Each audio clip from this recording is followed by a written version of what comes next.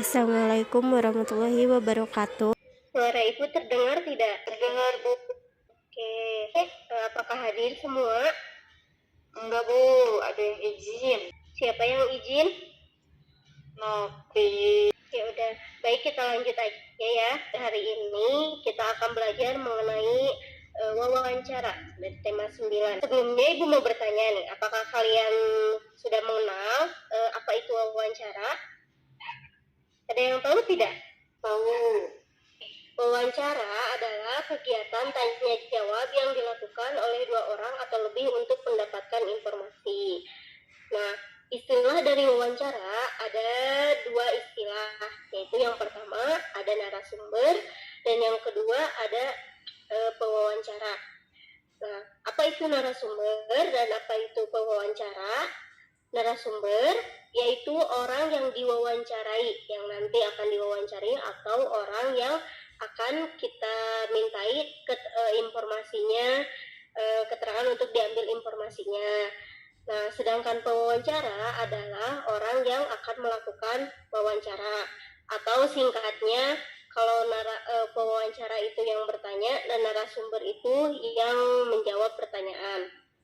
Nah, selanjutnya ada sikap kita ketika sedang melakukan wawancara. Nah, jadi nanti ketika kita ingin mendapatkan informasi, tentunya kita juga harus memiliki sikap yang sopan dan juga baik. Nah, salah satunya di sini yang pertama yaitu menggunakan bahasa yang baku. Jadi ketika nanti kita akan melakukan wawancara, pertama bahasanya harus baku. Jangan menggunakan bahasa yang bertele-tele, ataupun jangan menggunakan bahasa sehari-hari. Yang kedua, tentunya sikapnya harus santun. Yang ketiga, menggunakan pertanyaan yang singkat dan mudah dipahami. Nah, jadi nanti ketika wawancara kalian harus membuat pertanyaan yang singkat dan juga bisa dipahami oleh narasumber. Nah, yang selanjutnya yaitu tidak menyela pembicaraan. Di sini artinya ketika misalkan narasumber sedang menjawab, di tengah-tengah kalian tidak boleh menyela ataupun memotong pembicaraannya. Jadi kalian harus mendengarkan sampai narasumber itu beres berbicara, baru kalian bisa menyanggah ataupun melanjutkan pertanyaan. Yang terakhir di sini memilih narasumber sesuai dengan bidang keahliannya. Misalkan kalau kalian ingin mewawancarai ke pedagang sayur keliling, berarti kalian harus mencari narasumber yang sesuai, yaitu dia yang harus berjualan sayur. Nah, seperti itu. Yang poin selanjutnya di sini langkah-langkah wawancara. Nah, untuk langkah-langkahnya, yang pertama kalian harus menentukan tema terlebih dahulu. Tujuannya agar nanti kita fokus dengan apa yang ditanyakan. Yang kedua yaitu membuat daftar pertanyaan. Nah, setelah menentukan tema, kalian membuat daftar pertanyaan apa saja yang nanti akan kalian tanyakan kepada narasumber nanti. Yang poin ketiga yaitu mengurutkan daftar pertanyaan. Nah, untuk di sini misalkan mengurutkan daftar pertanyaan, yang pertama misalkan kalian menanyakan pertanyaan apa terlebih dahulu. Setelah itu kalian menanyakan apa, dilanjutkan lagi dengan bagaimana solusi dan seterusnya.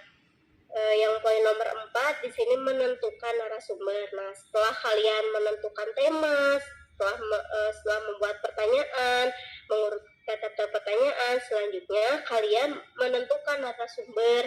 Nah, tadi seperti yang Ibu jelaskan bahwa narasumbernya harus sesuai dengan bidang keahliannya. Nah, siapa nanti kira-kira narasumber yang pas sesuai dengan pertanyaan yang kita susun. Nah, untuk poin selanjutnya, barulah kalian melakukan wawancara. Setelah melakukan wawancara, tentunya kalian harus mencatat jawaban dari narasumbernya. Akan melakukan wawancara menggunakan rumus 5W plus 1H. Apa itu 5W plus 1H? 5W itu adalah pertanyaan dari what, yang artinya adalah apa, when yang artinya kapan, where di mana, who siapa, why mengapa, dan how bagaimana.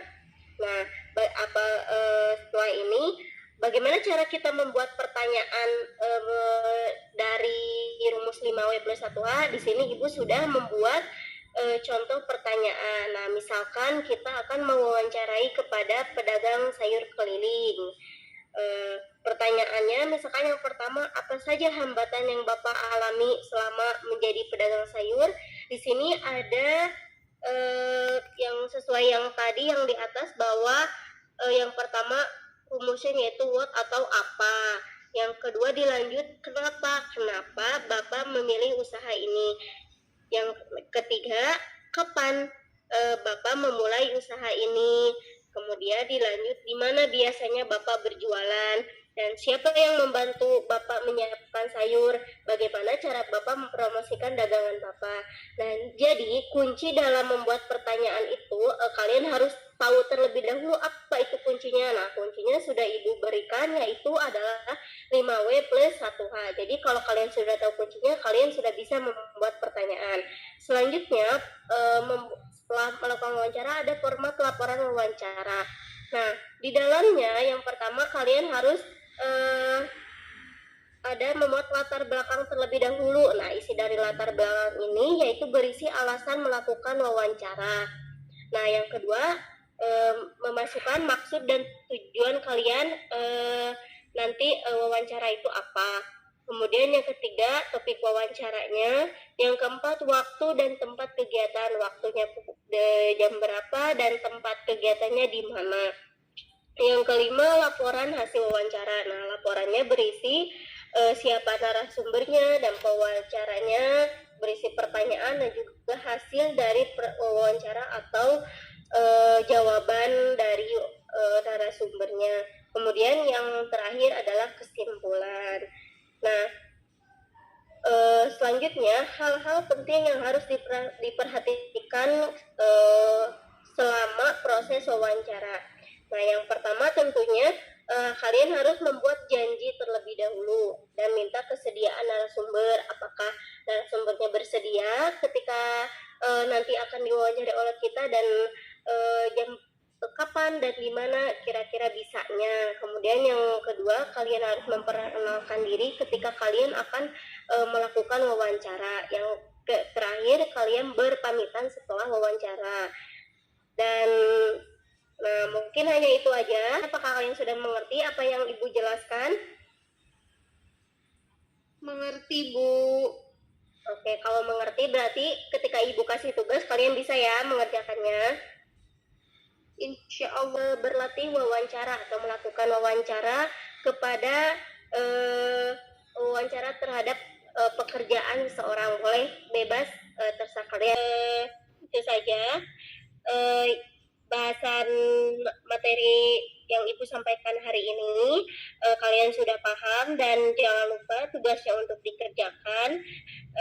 Karena waktunya tidak cukup, kita cukupkan saja hari ini. Sampai ketemu lagi pada pertemuan berikutnya.